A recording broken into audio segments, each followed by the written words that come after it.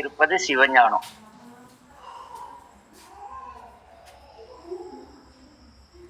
அதான் ஞான தெளிவு.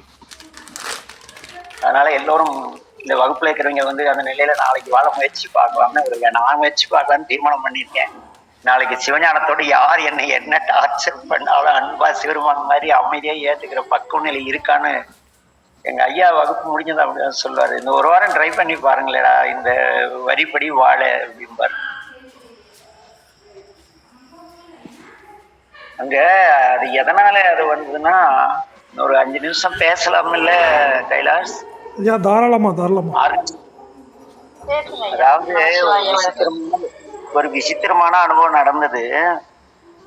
இந்த ஞான தெளிவு எப்படி உண்டாகுங்கிறது, நீங்க ஒரு வார்த்தை படிப்பதால் ஞான தெளிவு வருதுல்ல, அந்த வார்த்தையின் பொருளை உணரும் போது ஞான தெளிவு வருது. மருதமலைக்கு போயிருந்தோம், அங்க ஒரு பொறிக்கடலை கடையில வருவது தானே வரும்னு எழுதியிருந்தாங்க. நானும் நம்ம பிஎஸ்டி நிறுவனத்தினுடைய ஒரு பங்குதாரருடைய மகனும் போயிருக்கோம். அவருக்கு ஒரு 2 கோடி ரூபாய் பிரச்சனை, எனக்கு ஒரு 6 லட்சம் ரூபாய் பிரச்சனை. 2 பேரும் போறோம். அவரு அவரு தான் அதை படிச்சாரு. அதுல என்ன எழுதுனா, வருவது தானே வரும், வருவது தானே வரும் அப்படின்னு பொண்ணுல வருவது தானே வரும் அப்படின்னு பிரிக்காம தானே. இன்னொன்னு வருவது தானே வரும் பிரிச்சிருந்திருக்குது. ஐயா சொன்னாங்க, என்னங்க ஒரே வார்த்தையை முட்டாள்தனமா எழுதியிருக்காங்கன்னு. நாங்க பாட்டுக்க ரோட்ல பேசிட்டு போறோமா. அப்புறம் போய் சாயங்காலம் முருகப்பெருமானுக்கு மருதமலை ஆண்டவருக்கு அபிஷேகம்லாம் முடிஞ்சு எங்களுக்கு பிரசாதம் எல்லாம் கொடுத்தாங்க. பிரசாதம் சாப்பிட்டதும் மணி 6:45 ஆயிடுச்சு. வானம் இருண்டுகிட்டு இருந்தது. சரி, இருட்டில் கீழே போனா திருட்டு பசங்க அதிகமா இருப்பாங்கன்னாரு அவரு காலத்துல செயினு கையில 3 மோதிரம்லாம் இருந்தது. அவர் பயப்படலாம், நம்ம தான் ஒண்ணும் கிடையாது ருத்ராட்சி தவிர. இல்லைங்க நான் போயிட்டு வரேன்னு. இல்ல என் கூட வந்திருக்கீங்களா, உங்களை தனியா விட முடியாதுன்ட்டு அவரும் கூட வராரு.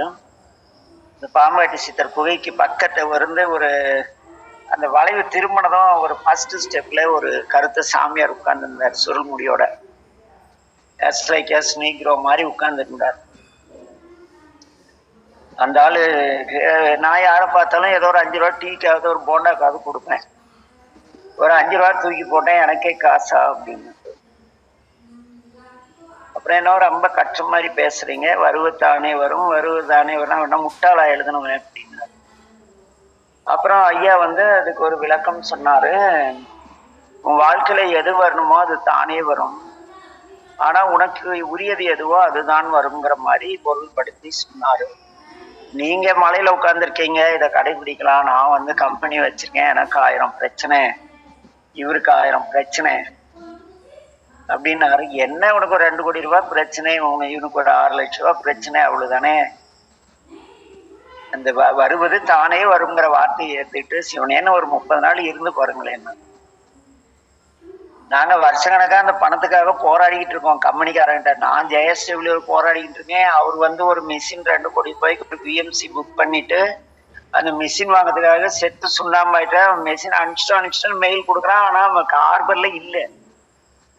அப்புறம் சரி ரொம்ப போராடிட்டோம். நம்ம இந்த சாமியார் சொல்றோம், நம்ம எப்படி நம்ம படியில படிச்சது எப்படி அந்த சாமியாருக்கு தெரிஞ்சதுன்னு தெரியல.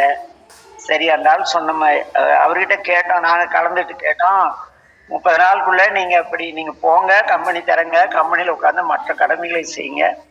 நீங்க 2 பேரும் எதுக்கு புலம்பிட்டு வந்தீங்களோ அதை பத்தி கவலைப்படாதுங்க, ஒரு 30 நாள் இருந்து பாருங்க, வருவது தானே வரும் அப்படின்னாரு. சரி, வரக்குள்ள கார்ல வரும் பொழுது அவரு ஒரு 30 நாள் தான் இருந்து பார்ப்போமே சொக்கர் அப்படின்னாரு. 27 நாள் எதுவும் நடக்கல.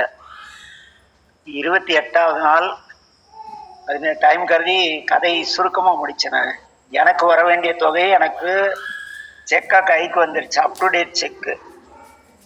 அவருக்கு அந்த ஜெர்மன் கம்பெனில இருந்து அவருக்கு என்ன கடிதம் வருதுன்னா, உங்களுக்கு அனுப்பிய மிஷின் தவறுதலா விசாகப்பட்டினத்துல இருக்கு, அதே உங்களுக்கு நாங்களே கொண்டாந்து செட் பண்ணி ப்ரொடக்ஷன் எடுத்து தரோம், அதுக்கான செலவுகள் நீங்க எதுவும் தர தேவையில்லை, ஏன்னா எங்களால் உங்களுக்கு 1 வருடம் காலதாமதம் ஆகிவிட்டதுன்னு கடிதம் வருது. எனக்கு பணம் வந்ததும் அடியன் கிளம்பி பஸ்ல போயிட்டு இருக்கேன். அவர் எனக்கு முன்னே அங்கிருந்து கார் எடுத்துட்டு வந்திருக்காரு. எங்க இருக்கீங்க எங்க இருக்கீங்க எங்க இருக்கீங்க? அப்புறம் பெருமானூர்ல காரை குறுக்க போட்டு போய் மருதமலை போய் தேடணும். இன்னைக்கு வரைக்கும் காணோம். அந்த ஆளை பார்க்க முடியல, அந்த கருப்பு சாமியார. அங்க என்னன்னா, வார்த்தைகளை படிப்பதால் ஞானம் வராது, கடைபிடிப்பதால் ஞானம் வரும். இது மருதமலை ஆண்டவர் எங்களுக்கு உணர்த்திய உபதேசம். அதனால அனுபவம் என்பது கற்பதாலோ தெளிவடைவதாலோ மட்டும் வராது, அதை கடைபிடிப்பதால் தெளிந்த ஞானம் வரும். தெளிந்த ஞானம் வரும் பொழுது நாம் சிவஞானத்தை பெற்றுவோம். அவ்வளவுதான். எதுக்கும் அழட்டிக்க மாட்டோம், எல்லாம் இறைவன் பார்த்துதான் போயிட்டே இருக்க வேண்டியது. இது எங்களுக்கு ஏற்பட்ட ஒரு விசித்திரமான அனுபவம். ஏன்னா அவர் சென்னையில இருந்து மிஷின் கொண்டாந்து போட்டு ப்ரொடக்ஷன் எடுத்து, அவர் ஜெர்மன்ல இருந்து ஆப்ரேஷன் பண்ணி அதை ப்ரொடக்ஷன் எடுத்து கொடுக்க தனியா கட்டணம் கட்டணுமா. முருகப்பெருமான் எல்லாத்தையும் மிச்சம் பண்ணிட்டார் 2 வார்த்தையில. அதுக்கு பிறகு எது நடந்தாலும் வருவது தானே வரண்டு போயிட்டே இருக்க வேண்டியதான் ஜாலியா. என்னங்கய்யா, என்ன கைலாசு? உண்மைதாங்கய்யா, உண்மைதான் உண்மைதான். என்ன பாலையா, நவநீதன்? அவன் அருளாலே அவன் தாள் வணங்கி. என்னங்க கீதாமா, வருவது தானே வரும், தைரியமா இருக்கு. சரியான அவன் அருளாலே அவன் தாள் வணங்கி. நமச்சிவாய் வாழ்க. ஏதோ ஞானத்தை பற்றி ஏதேனும் அடியன் கொலை போட்டிருந்தா அன்பு கூர்ந்து மன்னிக்கணும் எல்லாரும். இல்லைங்க ஐயா, தெளிவு ஏற்பட்டுச்சுங்க ஐயா. வருவது தானே வரும். ஞானத்தின் தெளிவு என்னன்னா, ஞானம் எதற்கும் எங்க போய் நிறுத்தினா வருவதுதான். எல்லாம் அந்த ஆள் பார்த்துக்குவாருன்னு நிறுத்திடும், அவ்வளவுதான். அது பிறகு அந்த ஆள் பார்த்துக்குவார். அதுக்கு நம்ம தேடலும் தேவையில்லை, ஒன்றும் தேவையில்லை. அப்படிங்கிறது எங்கள் வாழ்வியல் அனுபவம். அப்ப இந்த அனுபவங்களை பகிர்ந்து கொள்ளவே இந்த தலைப்பு. அவங்க சொன்னா நம்ம தேடுவோம், தேடி ஒவ்வொன்னா